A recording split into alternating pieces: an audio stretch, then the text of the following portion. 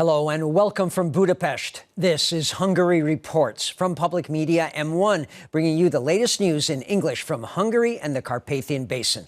I'm Árpád Szőci. Thanks for tuning in. Hungarian state assets have increased significantly the past few years, while state debt has decreased. That's what the Minister of Finance said on Public Media's Kossuth Radio. Mihai Varga pointed out that Hungary develops the kind of policies that make important investments possible, while also reducing state liabilities. Employment has increased everywhere in the country. There are almost 800,000 more people working now than in 2010. The Minister of Finance, Mihai Varga, said on Public Media's Kossuth Radio that they'd like to ensure that everyone can find a job that fits their training, skills and salary expectations. Even if just one single Hungarian citizen is looking for employment, the government still has work to do in that area, in the job market, he said. It isn't just employment that has increased in recent years. The value of the state's assets grew by 52% compared to 2010. That's more than 17 billion euros, now almost at a total of 53 billion euros. Meanwhile, state debt has been decreasing each year. According to preliminary data, the government has managed to shrink it from 83% of national income to 68% by the end of 2019. According to the Minister of Finance, this is thanks to several economic factors coming together. State-funded projects and investments were carried out in the transportation, culture, social and healthcare sectors in recent years that have significantly increased public assets, he explained. Andrea Bartvay-Magyar, the minister without portfolio responsible for financial supervision, wrote that Hungary has come closer to its objective of ensuring that state-owned property basically includes assets that are a strategic priority, which function economically and make a profit, and that maintaining ownership is absolutely necessary for carrying out government tasks. And regarding state assets, last year more than 3 times the amount of government bonds were bought than in 2013. During that time, the purchase of state bonds grew to more than 5,900 million euros, according to Hungary's Secretary of State for Parliamentary Affairs and Taxation. András Tálai pointed out that currently the program called Hungarian State Bonds Plus is one of the best investments around because of its high returns. Over 5 years, you get 27% interest. He added that the purchase of government bonds also helps Hungary remain competitive. Hungarian beekeepers feel they're getting stung. Because of cheaper as well as poor quality honey from Asia, the Hungarians feel they can't compete price-wise, neither at home nor on international markets. This beekeeper has been selling honey at this market for 30 years. He says that a couple of years ago he dealt with hundreds of bee colonies, but he produces much less honey now, since the price of the product hasn't changed for years while costs have been mounting every year. It isn't worth selling a huge amount of honey because we can't compete with Asian honey, so we went back to producing with 150 bee colonies, the beekeeper explained. Hungary has about 20,000 beekeepers, out of which almost 18,000 sell honey barrels on the foreign market too. But according to professionals, even though the sunflower and acacia honey produced was good last year, cheaper import honey spoils the price of domestic sales and negates the production of Hungarian beekeepers. The beekeepers of the European Union collectively turned to the EU Parliament and Agricultural Council to order the committee to change the tracing of honey, as well as its quality control and the laws regarding consumer information, Péter Brosz said.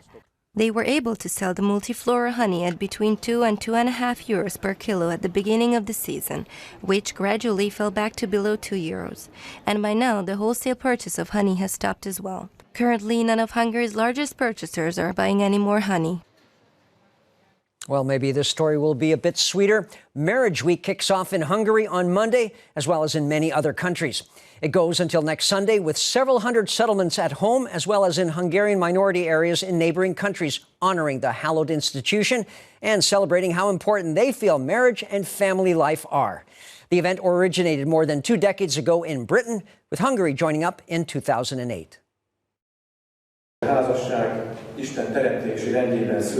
Marriage Week began with a Protestant service in Hungary. The International Week has been used to call attention to the importance of marriage and family for 13 years now. There will be about 300 activities encouraging marriage until next Sunday. Workshops, fun events, and getting first-hand examples and genuine life stories will help anyone planning to tie the knot. The faces of this year's event series are businessman Rudolf Shemsei and his wife Eszter Dobai. They've been married for 18 years and have 4 children. Most már 22 éve vagyunk együtt. We've been together for 22 years and we really enjoy this marriage. It's a type of security, and not just for us, when a relationship goes through a crisis, but we also see that it's important to our children, the couple said. In the southern city of Pécs, couples already married reenacted their nuptials and reaffirmed their vows. Anyone who wanted to strengthen their matrimony could join the flash mob. Last year saw a record number of weddings in Hungary. Since the fall of communism more than 30 years ago, there have never been as many people united in marriage in a year as there were in 2019. At the same time, the desire to have children has also increased. Flora Tishotsky, the press officer of the Young Parents Club, told M1 News that there are an increasing number of people who say that the government's family policy measures are making it easier to have a family. What we've seen at the Young Parents Club is an absolutely positive tendency, and we also really appreciate the family policy measures and support that help households, the press and PR manager said. Marriage Week was launched more than 2 decades ago in the United Kingdom, and Hungary joined the movement in 2008. Csaba Koch has been named Hungary's Vintner of the Year. He was handed his award Sunday night at a gala event by the Hungarian Wine Academy that also featured the President of Hungary and the First Lady.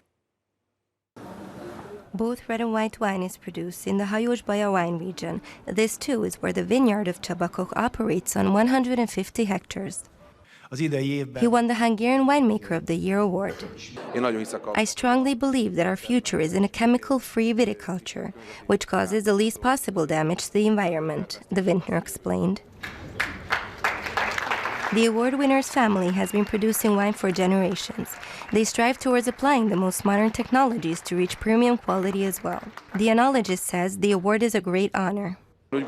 In my opinion, the Hungarian Wine Academy's Winemaker of the Year award is the most prestigious one that Hungarian vintner can achieve, he said.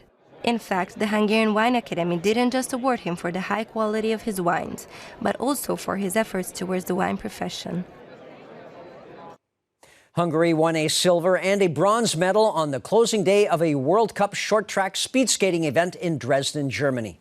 Olympic champion Sándor Leo Shaolin got silver in the 500 meters, that after originally getting 3rd place, but then a Korean was disqualified, which bumped the Hungarian up to 2nd. And in the 1500 meters, Hungary's John Henry Kruger, originally from the U.S., took 3rd spot.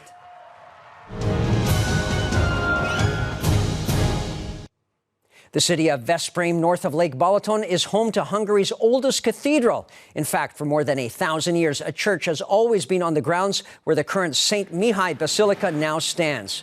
Over the centuries, there have been fires, and what you see now has been around since 1910.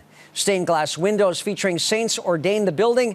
A shrine of Queen Gisela of Hungary is also located here, and the basilica's cupolas can be seen from various parts of the city. The Palace Concert Series has started for the 3rd year running in Budapest. The first concert took place at the Híradó on Sunday. The next one will be on International Women's Day, featuring again the Hungarian Chamber Orchestra, along with some special guests. And then on March 29th, they'll finish their series performing at the Marble Room at Hungarian Radio.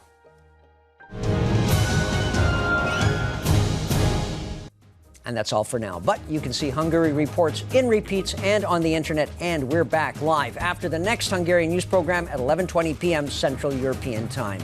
Please stay tuned now, if you can, for our shows in German, Russian, and Chinese. Thanks very much for watching, and minden jót!